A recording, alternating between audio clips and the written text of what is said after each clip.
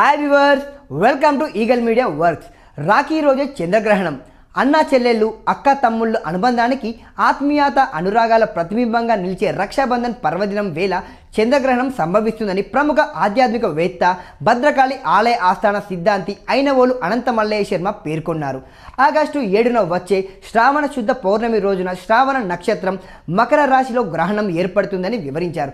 ఈ చంద్రగ్రహణం రాత్రి 10:47 ప్రారంభమై రాత్రి 12:48 ముగుస్తుంది అని చెప్పారు. అందుకే ఈరోజు మధ్యాహ్నం 1:47 లోపే భోజనం ముగించుకోవాలని సూచించారు.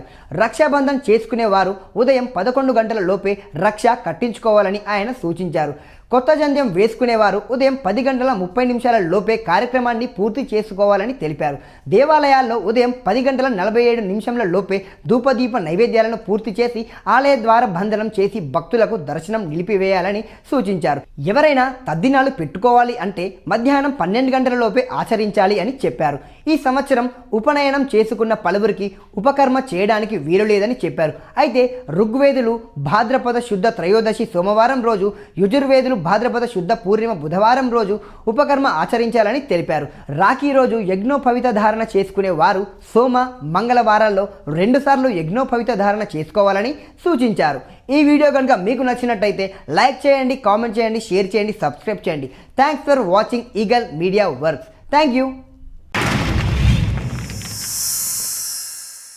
Like and subscribe Eagle Media Works.